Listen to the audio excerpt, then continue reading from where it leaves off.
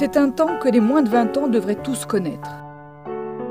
Les années noires, l'arrivée du nazisme en Allemagne et en France, la guerre et les lois de Vichy, toute une page d'histoire de France qu'il est souvent utile de relire.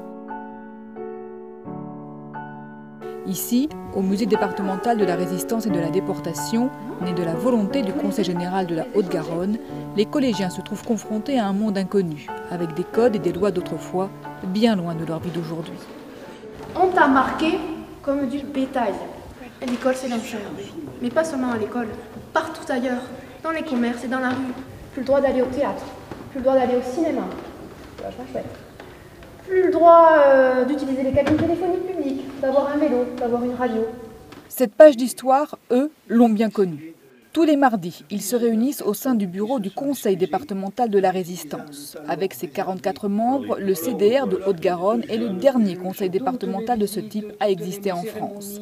Héritier du Conseil national de la Résistance, ce bastion regroupe 4 associations qui se battent encore et toujours pour faire savoir ce qu'a été la résistance. Comme ce jour-là, où il est question de rédiger une motion pour contrer un article de presse jugé irrespectueux pour la résistance. On ne pouvait pas laisser passer. Ça, dès qu'on touche à la résistance, nous sommes encore là et nous nous levons d'un bond comme dans le temps. Car plus de 60 ans après la fin de la guerre, il reste des combattants. Toujours engagés, Raymonde, Marcel, Jean-Pierre et Sylvette luttent avec leurs faibles moyens, mais une volonté intacte. Syndiqués, militants associatifs, à leur façon ils résistent, encore et toujours. Il faut se tenir toujours prêt à résister, à faire front aux choses qui vous dérangent tout simplement ou que vous ne trouvez pas naturelles. Ça c'est aussi important, mais c'est quelque chose qui les résistants vous le diront, c'est viscéral. Si on ne résiste pas, on subit, on ne s'en aperçoit pas et tout d'un coup on n'est plus rien. Quand on a connu ces gens qui étaient vraiment des hommes et des femmes comme nous à l'époque, mais qui se sont engagés suffisamment pour en arriver à donner leur vie, et toujours en connaissance de cause, mais je ne vois pas pourquoi maintenant on ne parlerait pas d'eux ou on ne dirait pas aux jeunes qu'il y a certaines valeurs qu'il faut défendre à tout prix. Moi je crois en l'homme et je pense que un jour ou l'autre, s'il y avait quelque chose, il y aura toujours des hommes qui se lèveront pour réclamer la liberté. Et là c'était le comité départemental de la libération. Cet engagement, Sylvette Gaillard le partage avec les collégiens qui visitent chaque semaine le musée de la Résistance. Près de 11 000 d'entre eux viennent chaque année écouter les souvenirs de résistants et de déportés.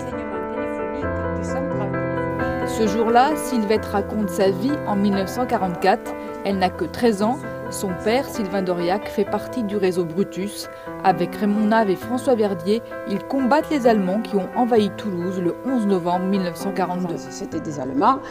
Eh bien, quand vous voyez arriver les chars d'assaut et tout ce qui s'ensuit dans la ville de Toulouse, du boulevard d'un bout à l'autre, ça fait plutôt impression, ça fait peur. Et puis alors ensuite, eh bien, la soldatesque dans les rues, avec des armées, avec des casques, eh bien, on n'avait jamais vu ça. La vie de Sylvette bascule le 24 février 1944. Son père est dénoncé à la Gestapo. 2 mois plus tard, le 27 avril, il est transféré à Auschwitz. On les a fait se lever très tôt. On leur a donné un morceau de pain, un morceau de saucisson très dur. Bien entendu, on a oublié de leur donner de l'eau. Et ils vont rentrer dans la petite histoire de la résistance sous l'appellation du convoi des déportés tatoués du 27 avril 1944. Ils étaient 1622 dans ce convoi. Et dans chaque wagon, c'était des wagons à bestiaux, où on mettait 8 ou 10 chevaux, ils étaient 120. Ils sont partis, ils ont roulé 36 heures. Et avant de passer la frontière, ils ont fait passer un petit bout de papier comme ça par l'endroit où les chevaux respiraient, et pour prévenir les personnes qui étaient couchées là-dessus, de leur dire qu'ils partaient vers l'Allemagne. Et voilà comment, après 36 heures comme ça, les uns dans les autres, ils sont arrivés dans un endroit où jamais ils n'auraient dû atterrir, c'est-à-dire ici, à Auschwitz-Birkenau.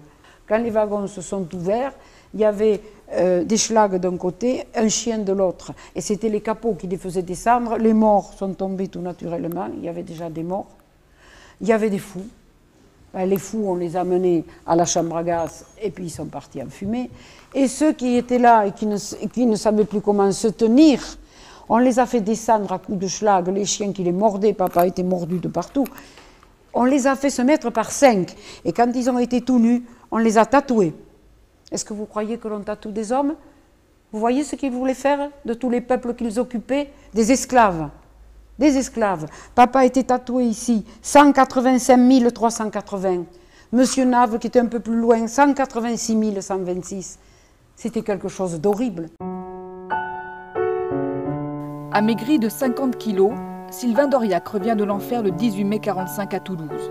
Marqué à vie par cette épreuve, il restera malgré tout un résistant. Il fera partie du comité départemental de libération et siégera aux États généraux de la Renaissance française qui seront plus tard à l'origine de la Constitution de 1946. Une histoire qui a ému ces jeunes collégiens. Cet engagement, tant d'années après, qu'est-ce que tu en penses? Est-ce que tu penses que c'est toujours justifié aujourd'hui de raconter cette histoire-là? Oui, c'est toujours justifié parce qu'il ne faudrait pas que ça arrive une troisième fois. Et je trouve que c'est très courageux de pouvoir raconter tout ça. Ça les aide à grandir et à réfléchir sur la vie et ce qu'ils ont eux et ce qui pourrait arriver si la démocratie n'était pas respectée. Je trouve ça bien aussi. Hein. Et utile? Bah oui, pour comment une génération de plus soit au courant. Je pense que c'est bien de marquer encore une bonne fois les esprits, mais je pense que dans 20 ans, on n'en parlera plus. Jour et nuit, et des coups, des cris, des larmes, la mort pour celui qui fuit. Ô terre de détresse, où nous devons sans cesse piocher, piocher.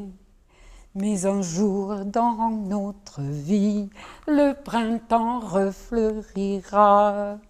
Libre alors, oh ma patrie, je dirai, tu es à moi. Ô terre d'allégresse, où nous pourrons sans cesse aimer, aimer.